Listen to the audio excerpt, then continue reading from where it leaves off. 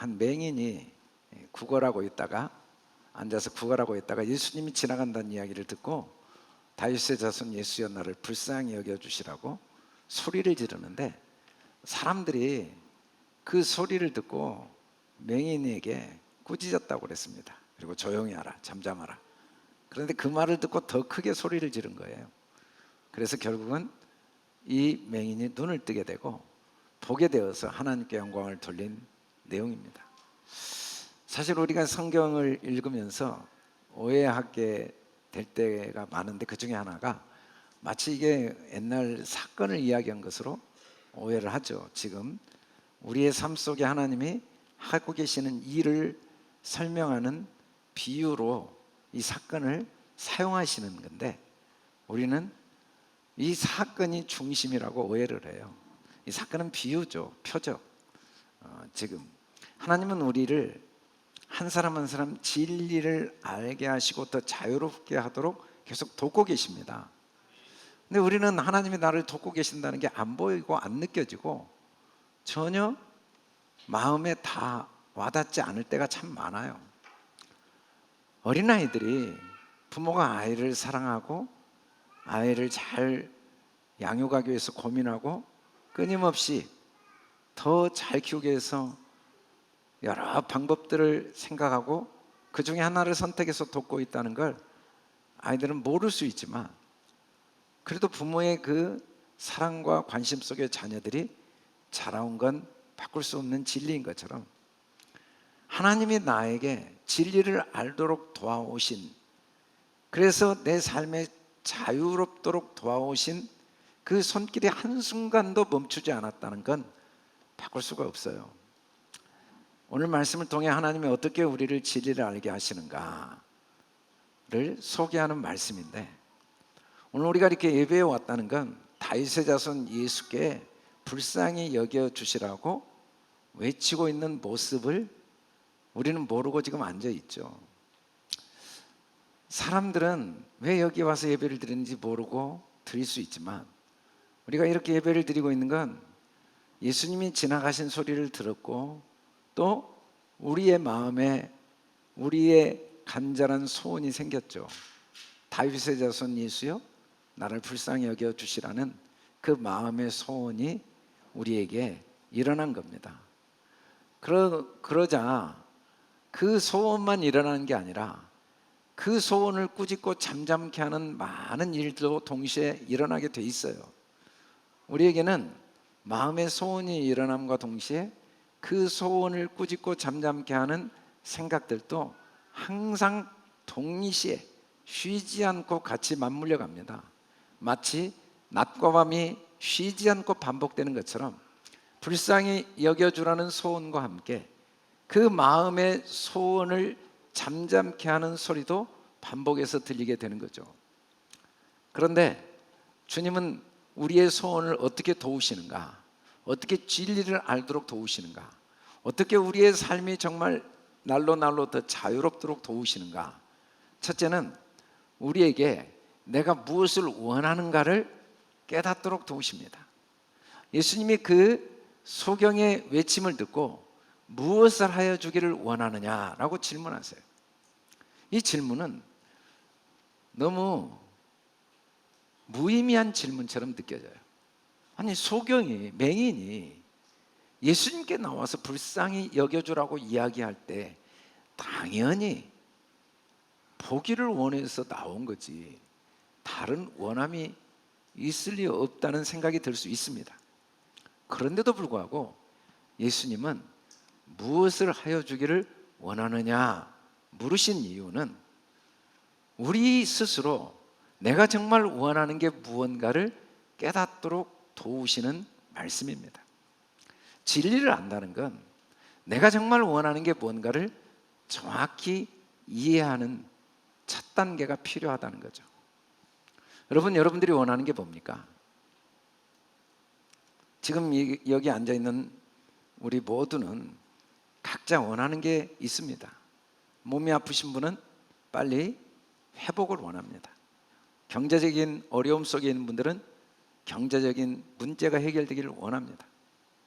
또 자녀들이 빨리 좋은 직장을 잡기를 원하는 분도 있고, 사업이 계획대로 차근차근 잘 진행되기를 원하는 분들도 있고, 젊은 남녀들은 좋은 짝을 만나 가정을 이루기를 원하고, 취업을 준비하는 분들은 정말 자기가 원하는 직장에 잘 취직되기를 원하겠죠.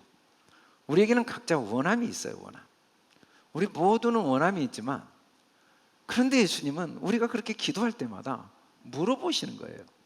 무엇을 하여 주기를 원하느냐? 우리는 매일 기도하거든요. 치료해 주시기를 원합니다. 건강을 원해요. 경제적인 문제가 해결되기를 원합니다.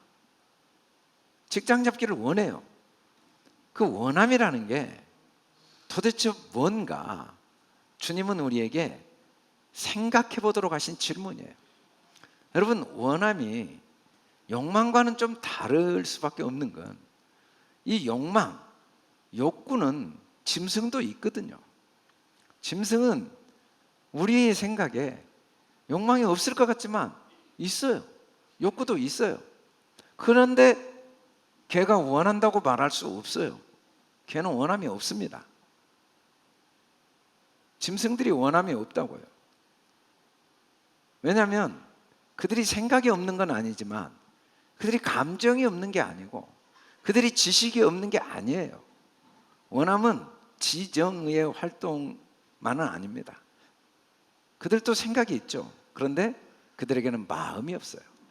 마음은 단순히 생각이 아닙니다. 마음은 생각을 생각하는 것이 마음이에요. 사람만 마음이 있는 이유는 자기가 뭘 원하는지를 끊임없이 생각합니다. 나는 지금 여유를 원해.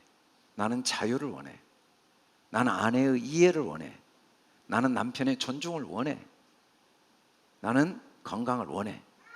내가 뭘 원하는지를 아는 게 원함이에요. 여러분, 욕망은 원함이 아닙니다. 욕망과 원함은 달라요. 그래서 사람만 원함이 있죠. 그 원함은 사실은 마음의 생각을 할 때 일어나는 세 가지 작용 때문이에요. 사람에게 마음이 있고 생각이 있다고 하지만 하는 일은 똑같습니다. 세 가지 외에는 아무것도 안 해요. 첫째는 마음과 생각, 사람의 마음만 유일하게 하는 일이 측정하는 일입니다. 오늘 예배 11시 시간 내가 조금 늦었네? 나 혼자 너무 일찍 왔네? 혼자 측정하는 거예요. 오늘 내가 새벽 너무 일찍 일어났네? 늦게 일어났네? 혼자 측정합니다. 그 측정이 없으면 원함이 없어요. 너무 일찍 일어났어. 나 피곤해서 좀 오늘은 낮잠을 자야 될 것 같아. 측정이 없는데 원함이 있을까요? 모든 생각은 1분 1초 한순간도 쉬지 않고 측정을 합니다. 그리고 비교해요. 다른 사람들은 예배 천천히 나오는데 나는 왜 이렇게 일찍 나와서 준비하느라고 이렇게 매일 피곤하지, 주일이? 비교한단 말이에요. 왜 남들은 저렇게 수고하지 않아도 수입이 잘 늘어나는데 나는 그렇게 고생하는데도 빚만 늘어나지? 자꾸 비교하는 거죠. 끊임없이 비교합니다. 그렇게 측정하고 비교한 걸 자기한테 말만 안 하면 아무 문제가 안 되는데 쉬지 않고 말합니다. 계속 자기한테 이야기를 해요. 묘사를 해요. 그 누가 하냐면 마음의 생각이에요. 짐승이 그런 일을 할 수 없거든요. 사람만 그런 일을 해요. 우리는 원함이 뭔지 예수님께서 질문하시면서 스스로 생각해 보도록, 내가 무엇을 하여 주기를 원하느냐 물으시는 진짜 이유는, 내가 원하는 것들의 원인도 중요하지만 그 원하는 것들의 내용이 뭔지를 아는 게 중요하기 때문입니다. 사람이 왜 원하는가를 정확히 성경은 이렇게 말하고 있습니다. 오직 하나님의 성령으로 이것을 우리에게 보이셨으니 성령은 모든 것 곧 하나님의 깊은 것까지도 통달하시느니라. 사람이 원함을 가진 이유는 하나님의 영이 있기 때문이라는 거예요. 하나님의 깊은 걸 통달했기 때문이라는 거예요. 이 말의 정확한 의미는 원함은 지식이 없이는 불가능합니다. 어린아이들이 돈을 원하겠습니까? 사탕을 원하지? 어린아이들이 좋은 대학에 들어가야 된다는 이야기를 듣고 그래, 나 좋은 대학 들어가야겠어 라는 원함이 생기겠습니까? 대학에 대한 지식이 없는데. 어느 날 아이들이 나 결혼할래. 그 원함은 결혼이라는 지식이 있기 때문에 가능한 거예요. 여러분, 사람이 전쟁을 하고 또 끊임없이 고민하고 연구하고 개발하는 이유가 뭐겠습니까? 사람들이 뭔가를 원할 때는 그것에 대한 지식이 있습니다. 원함은 알물 전제로만 해요. 알지 못한 걸 원할 수는 없어요. 사람은 항상 하나님의 형상을 가진 존재이기 때문에 하나님만큼 지식이 있습니다. 하나님의 수준만큼 통달해 있어요. 내 영은, 육체를 입고 이 땅에 오기 전에 내 영은, 하나님의 형상을 가진 내 영은 하나님의 수준까지 통달해 있죠. 육체를 갖고 이 땅에 온 내 육체 안에 내 영은 여전히 하나님의 수준까지 통달해 있어요.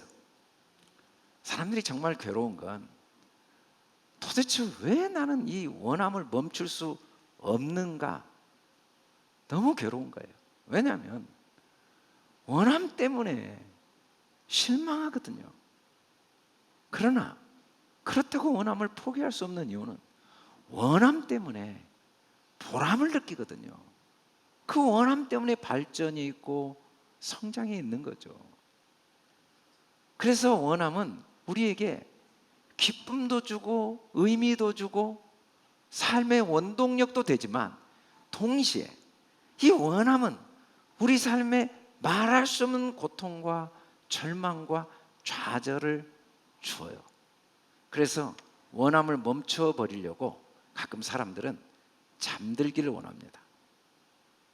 너무너무 마음의 원함이 멈춰지지 않으니까 수면제를 먹고 잠들어 보기를 원하는 거예요. 저도 그런 경험을 했어요.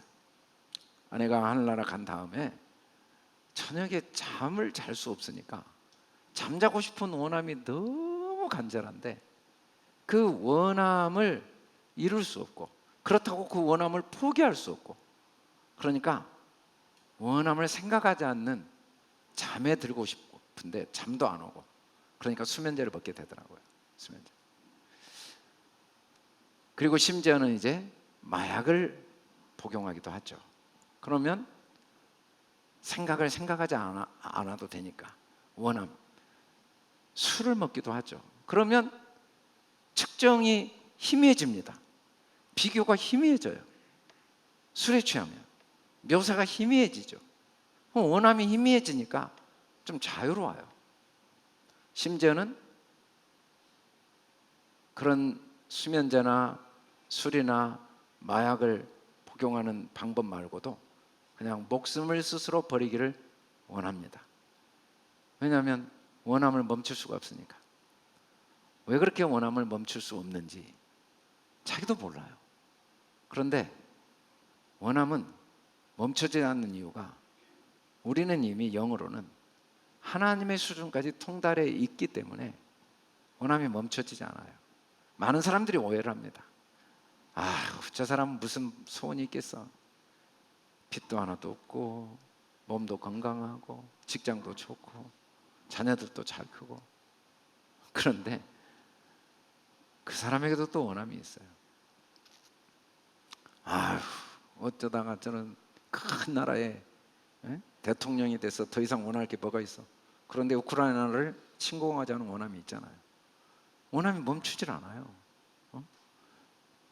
큰 나라를 이루었는데 그 작은 나라를 또 공격하고 평생 수억씩 써도 다 쓰지 못할 수백 조를 가지고 있는데도 더 많은 돈을 벌기를 원하는 원함이 멈춰지지 않는 이유가 뭘까?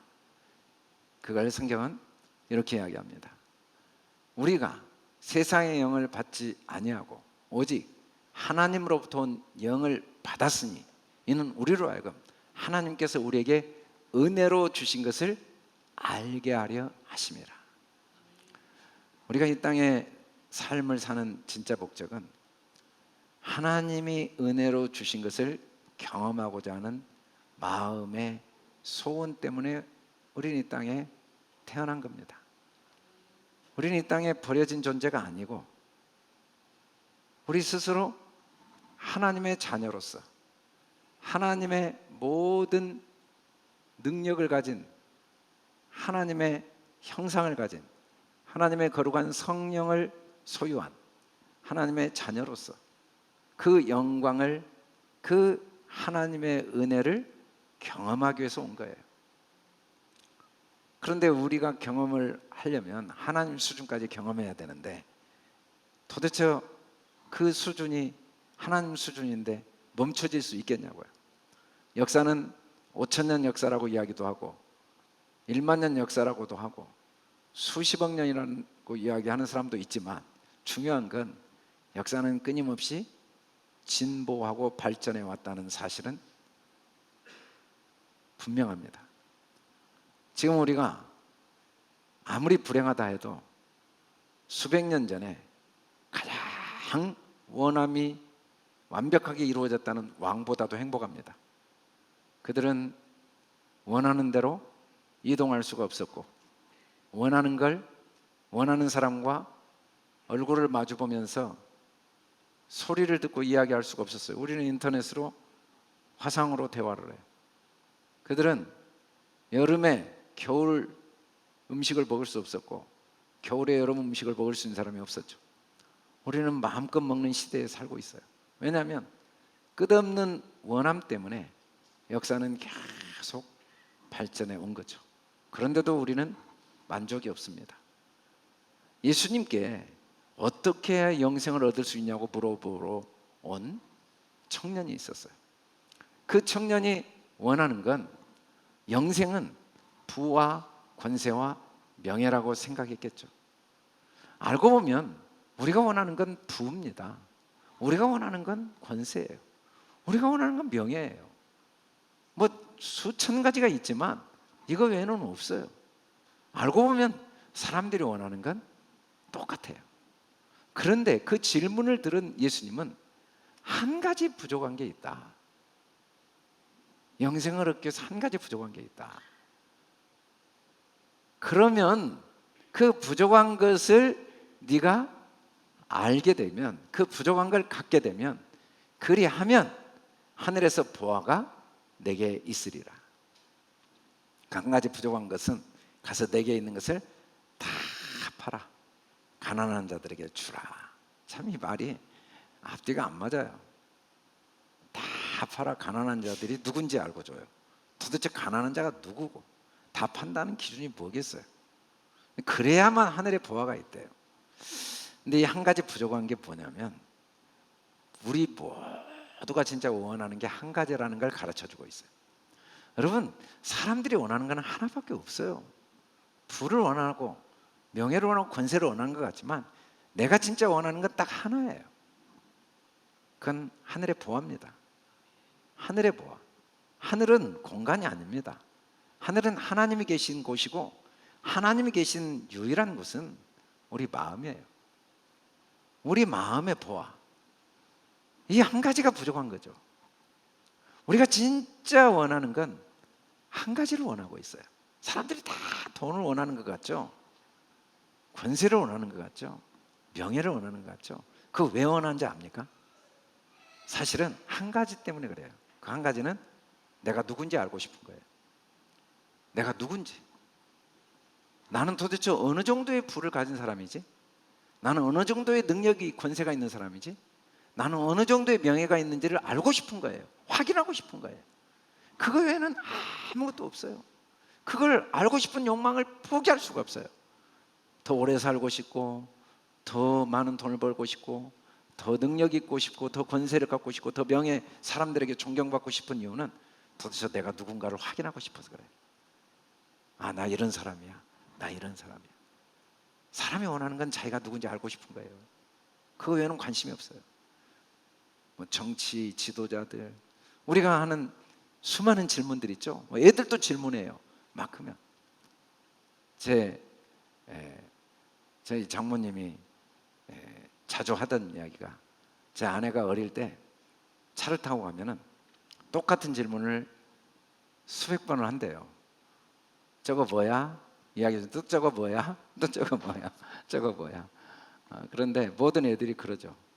또 질문해요. 저거 뭐야? 그러다 점점 저건 뭐, 별은 밤에 왜 떠? 달은 왜 저기에 있어?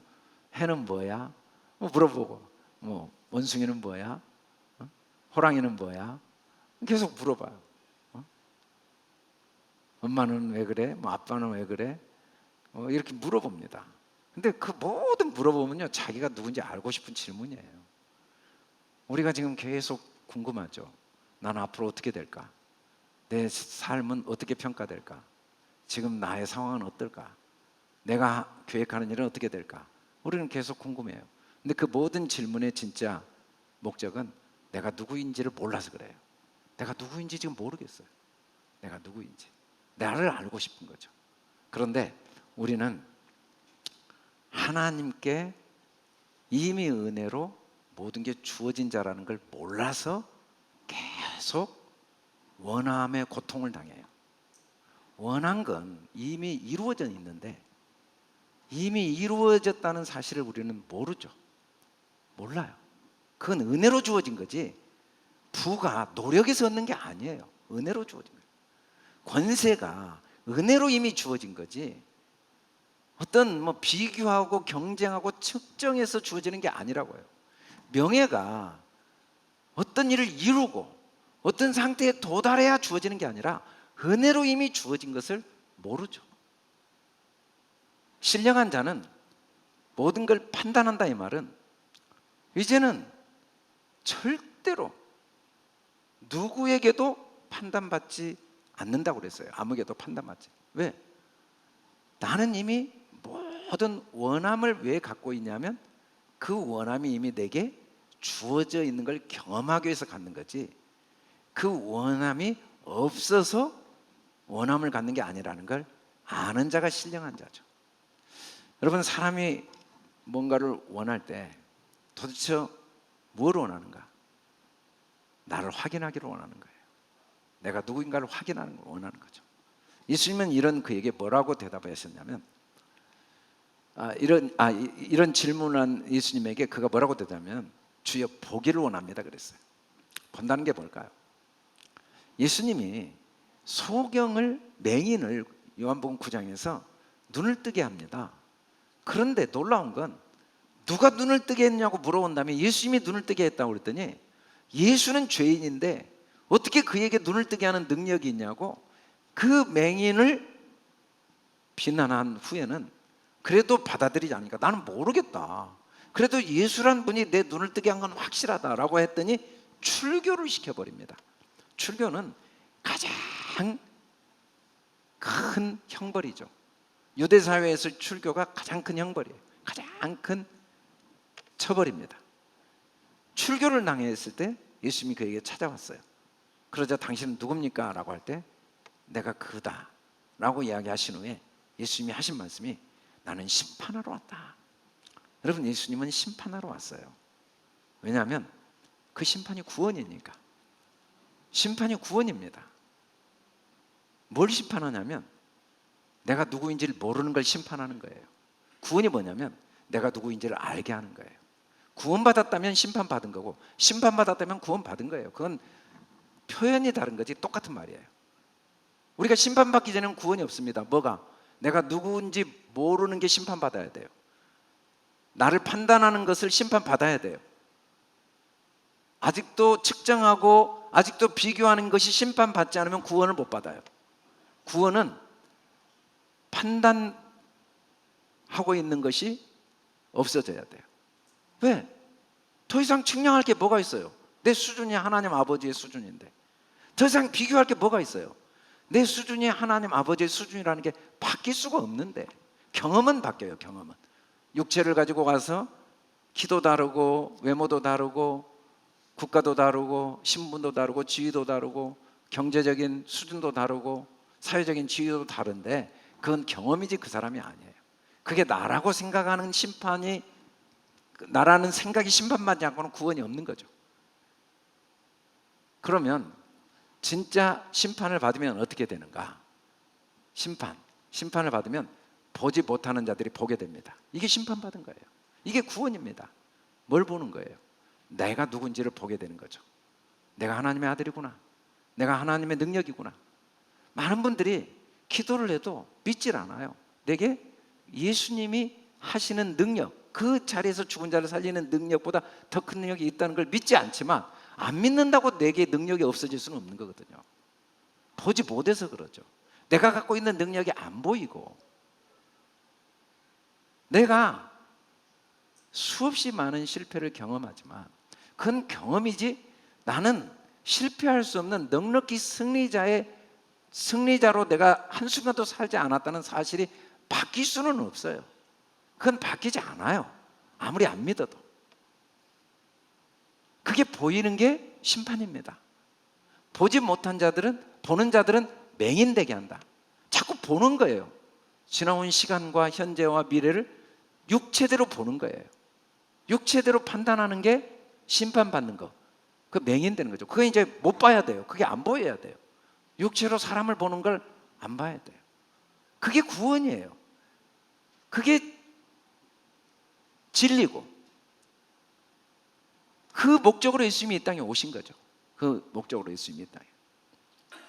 그래서 예수님이 요한복음 9장 41절에서 너희가 맹인이 되었더라면 죄가 없다. 죄가 없어지려면 맹인이 돼야 돼요. 맹인이 된다는 건 지금까지 판단하는 모든 판단이 없어지는 거죠. 죄는 모르는 거거든요. 자기를 몰라요. 자기가 얼마나 위대한 능력이 있는지, 자기가 얼마나 큰 부를 소유한 자인지, 자기가 얼마나 놀라운 명예를 갖고 있는 자인지를 절대 모르는 거예요. 그게 죄인이에요. 모르니까 죄인이고, 그 죄인들은 안 보여요. 자기가 안 보여요. 육체가 자기인 줄 알아요. 본다고 하는데 그건 죄 아래 있는 거예요. 그건 죄가 그대로 있단 말은 죄는 알지 못한 건데 자기를 모르는 거거든요. 우리는 내가 누구인지를 스스로 경험해가는 과정이지 내가 누구인가를 만들어가는 과정이 아니에요. 우리는 이미 만들어진 존재예요. 하나님의 자녀로 만들어진 존재예요. 우리의 존재는 변할 수가 없어요. 우리가 실패가 없다면 실패할 수 없는 나를 어떻게 경험하겠어요? 그래서 실패는 이 땅에 소중한 거예요. 우리가 가난이 없다면, 가난이 전혀 없는 부요의 나를 어떻게 경험하겠냐고요. 우리가 죽음이 없고 생명이 내게서 빠져가는 경험이 없다면 죽을 수 없는 나를 어떻게 경험할 수 있겠냐고요. 그래서 그 모든 경험들은 진짜 나를 올바로 보도록 도와주는 소중한 선물이죠. 그러므로 우리가 이제부터는 어떤 사람도 육신을 따라 알지 아니하노라. 바울의 고백이에요. 비록 그리스도도 육신을 따라 알았어요. 이제부터는 그같이 알지 아니하노라. 우리는 육신을 따라 알 수밖에 없죠. 우리는 맹인들이니까 자기를 몰라요. 사람들이 판단한 대로 자기를 봐요. 측정하고 비교하고 묘사가 나라고 오해를 해요. 그게 나라고 평생 오해하며 죄 아래 살 수도 있어요. 죄 아래 살면서 어둠 속에서 후회하고 자책하고 자학하고 교만해지고 남을 무시하고 비교하고 그렇게 살 수는 있어요. 그렇다고 해서 우리의 존재가 바뀔 수는 없는 거거든요. 다만 아직 눈이 감겨 있어서 그런 거지. 여러분, 눈이 감겨 있다고 눈에 보이는 실체가 바뀔 수는 없잖아요.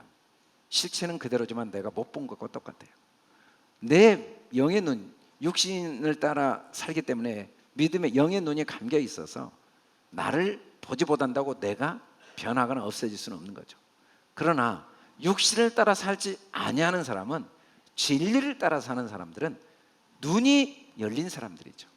그들이 의인이에요. 그건 자신을 알기 시작합니다.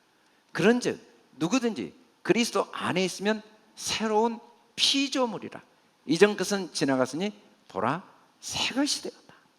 여러분, 성경이 말한 새 것은 우리가 생각하는 어떤 이전과 비교된, 이전 것이 지나갈 때 이전, 그리고 새 것, 이것은 어떤 시간적인 게 아닙니다. 그 본질을 이해했느냐 못했느냐예요. 새롭다는 것은 위로 난 거예요. 위는 공간이 아닙니다. 본질을 보는 거죠. 본질을 보기 시작하면 나를 새롭게, 본질을 보는 눈이 생긴 거죠. 새로운 피조물로 나를 올바로 보기 시작한 거죠. 예수님은 그가 이렇게 대답을 했는데 예수님이 하신 일이 아무것도 없어요. 사람들은 자꾸 예수님이 이 맹인의 눈을 뜨게 했다고 그러거든요. 근데 예수님 분명히 말씀하십니다. 예수께서 그에게 이르시되 보라 너의 믿음이 너를 구원하였다. 예수님이 하신 일이 없잖아요. 너의 믿음이 너를 구원하였다. 왜냐하면 예수님은 내 안에만 계시고 내 믿음이 예수니까. 믿음 외에는 구원이 없어요. 오직 예수예요. 오직 예수. 여러분, 누구한테 도움을 구하겠어요? 내가 믿지 않는데. 예수는 믿음이거든요. 예수는 내 믿음 외에는 없어요. 그래도 사실은 자꾸 2000년 전에 오신 예수님이 나를 구원한다고 생각해요. 그분은 모형이고 진짜 예수님은 내 안에 계세요. 진짜 예수님은 나에게 눈을 떠서 믿음으로 보게 하시는 분이 진짜 예수님이죠. 예수께서 이르시되 너는 나를 본고로 믿느냐? 보지 못하고 믿는 자들은 복되도다. 그 눈에 보이는 예수님을 믿는 게 아니라 보지 못하고 믿는 자라는 말은 내 안에 믿음이 예수라는 거예요. 그게 진짜 예수죠. 그 믿음이 구원을 이루고 그 믿음으로 인해 복을 받게 된다는 거예요. 예수, 우리에게는 참 믿음과 거짓 믿음이 있어요. 참 믿음은 뭔가? 예수, 죄를 사하여 주는 믿음, 그게 참 믿음이죠.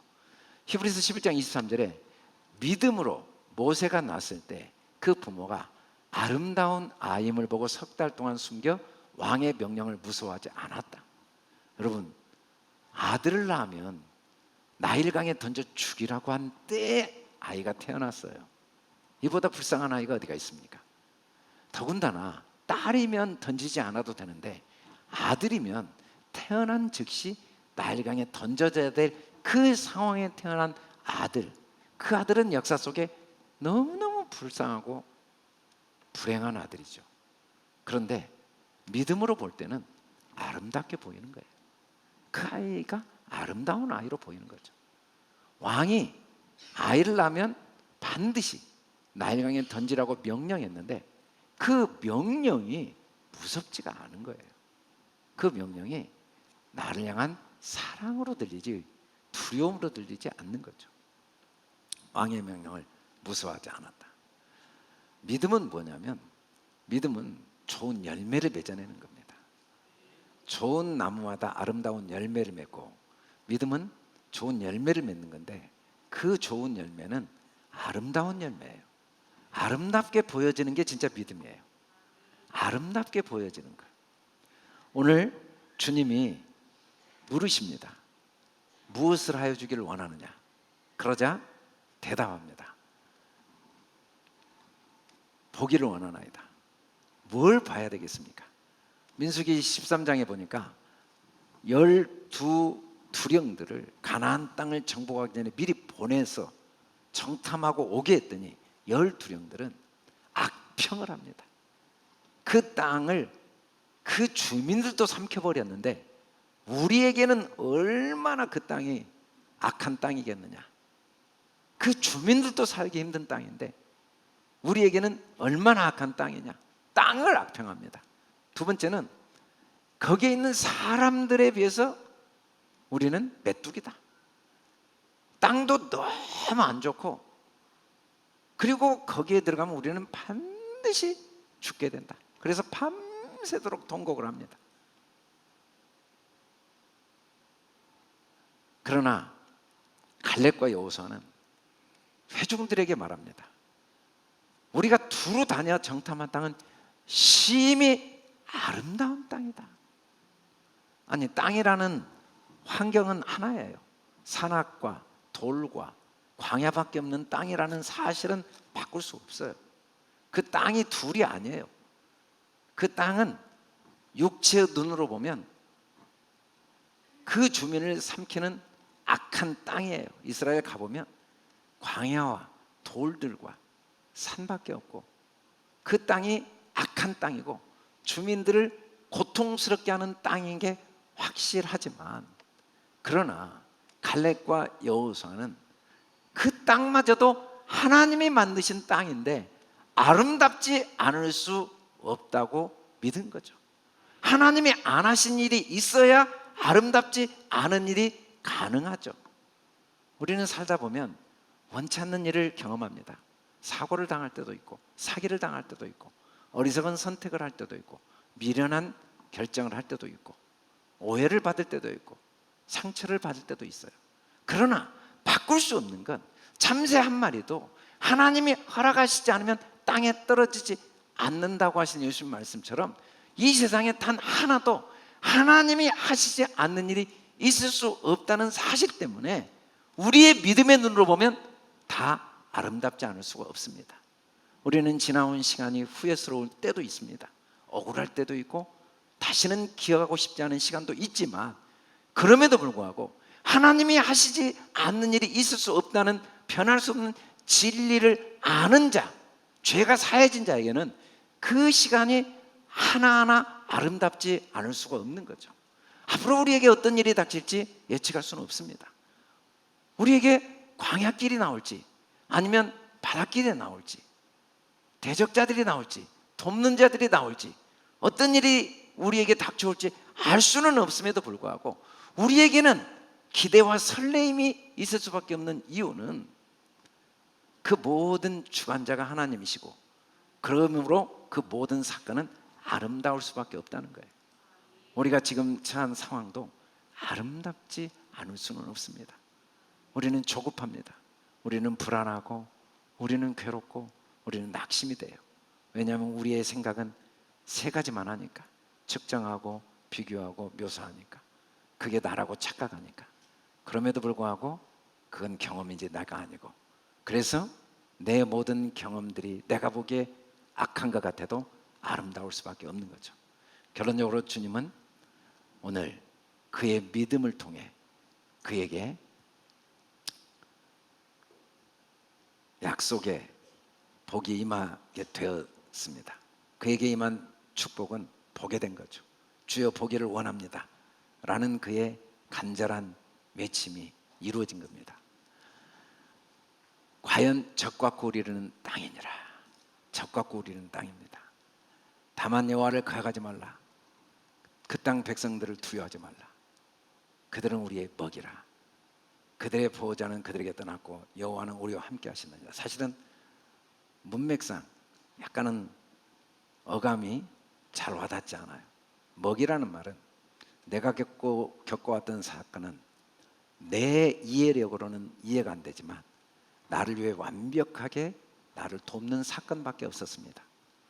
내가 당한 아픔, 내가 겪은 실패, 나의 어리석음도 꼭 나에게 유익해서 일어나는 사건이라는 건 바꿀 수 없어요. 지금 내가 만난 고난, 내가 만난 아픔마저도 나의 먹입니다. 다 나를 도와주고 있는 거예요. 우리는 그걸 믿어야 돼요. 앞으로 내 삶에 어떤 일이 일어나도 그건 다 나를 돕는 자들이고 나의 먹입니다. 그건 다 하나님이 나와 함께 하시고 계셔서 일어나는 사건임은 바꿀 수가 없습니다. 우리는 그렇게 보는 눈이 있어야 돼요. 우리 아이들이 어제 영화를 보았는데, 리치먼드 고등학교의 농구부 다큐멘터리식 영화였어요. 그 영화에 흑인 코치 카터라는 분이 그 빈민 학교 학생들을 돕는 과정에서 나온 대사예요. 우리의 가장 깊은 공포는 무력함이 아니다. 우리의 가장 깊은 공포는 측정할 수 없는 우리의 강함이다. 우리는 그걸 받아들이는 게 너무 두려워요. 내가 하나님의 아들인가? 나도 예수님이 하는 능력이 있다는 걸 받아들이는 게 너무 두려워요. 왜냐하면 기도했는데 안 나왔으면 어떡해? 그게 너무 두려워요. 안 나서도 나선 건데 기도하기를 두려워해요. 누군가의 도움이 필요하다고 오해를 해요. 내 안에 능력이 있는데. 우리는 하나님의 자녀라는 사실이 바뀔 수 없는데도 그걸 인정하는 게 훨씬 두렵습니다. 그걸 인정하지 않는 게 훨씬 편해요. 우리는 한순간도 실패가 불가능한 존재인 게 사실인데도 그걸 받아들이는 게 정말 두렵습니다. 우리는 단 한 번도 죄를 지은 적도 없고 지을 수도 없는 하나님의 자녀로서 영원한 영광이요, 영원한 능력이요, 영원한 권세자임이 진짜 나라는 사실을 받아들이는 게 훨씬 두렵습니다. 우리는 어둠이 아니고 밝음인데 그걸 받아들이는 게 훨씬 두렵습니다. 그게 나만이 아니고 모든 사람들이 그렇습니다. 하나님은 우리의 마음에 두려움을 주신 이유는 그걸 통해 계속 내가 잘못 선택하고 있고, 내가 죄 아래 있고, 내가 잘못 배우고 있고 잘못 보고 있음을 스스로 깨닫도록 두려움을 경험하게 하신 거죠. 사람들은 하나님이 어떻게 지금까지 나를 도와오셨는지를 모릅니다. 그래도 주님은 나를 도와오셨어요. 진리를 알도록 도와오셨고 오늘보다 내일이 더 자유롭도록 도와오셨어요. 어떻게 도와오셨냐면 우리가 올바로 보지보다면 여전히 두려움에 떨도록, 아름다움이 아니라 악하게 보이고 삶이 무겁고 고단하게 보이고 삶에 만족이 없고 바라는 것이 짐이 되도록 도와오신 거예요. 그러나 우리가 내 바라는 것이 이미 이루어졌다는 확신 가운데 자기를 올바로 보면 마음에 담대함이 생기고 자유함이 생기고 평안이 생기면서 이게 진짜 올바로 내가 생각하고 올바로 보고 올바로 사는 것이구나 라고 깨닫도록 계속 우리 안에 하나님이 평안과 기쁨, 불안과 두려움을 경험하게 하시면서 도와오신 거죠. 그 두 가지는 다 나를 향한 하나님의 소중한 사랑입니다. 우리는 하나님을 인정하는 게 하나님을 인정하지 않는 것보다 억만 배 두렵습니다. 여호와를 인정하는 게 그렇게 두렵고 힘듭니다. 날마다 와서 기도하고 예배드리고 설교를 하고 또 설교를 듣지만 그럼에도 불구하고 하나님을 인정하는 게 훨씬 두렵습니다. 그를 인정하라. 범사의 그를 인정하라. 모든 삶에 하나님의 나를 향한 도우심이 있었다는 걸 인정하는 게 훨씬 두렵습니다. 어떤 일을 만나든지 다 나의 유익을 위해 하나님이 배열하셨다는 사실을 받아들이는 게 두렵습니다. 그러나 주님은 우리가 눈을 열어 그게 다 나를 위한 하나님의 아름다운 사랑의 도구임을 보기를 원하십니다. 나를 올바로 보기를 원하십니다. 내 삶이 절대로 실패한 적도 없지만 앞으로도 실패가 불가능하고, 내가 부족한 적도 없지만 앞으로 부족함이 불가능하고, 내가 단 한순간도 영광스럽지 않은 적이 없지만 앞으로도 영광스럽지 않을 방법이 없는 하나님의 영광드림을 매일 매순간 보고 누리고 나누는 또 다른 사람들이 실패자가 아니요 하나님의 영광의 승리자들이요, 또 다른 사람들이 부족한 자들이 아니요 하나님의 모든 걸 소유한 부유한 자들이요, 또 다른 사람들이 못난 자들이 아니라 하나님의 영광드림을 보는 능력이, 눈이 더 시력이 날로 날로 더해지도록 우리를 도우시는 그 은혜가 이 한 주 저와 여러분 안에 더욱 충만하기를 주님의 이름으로 축원합니다. 우리 다 같이 일어나 선포하고 찬양합시다. 할렐루야.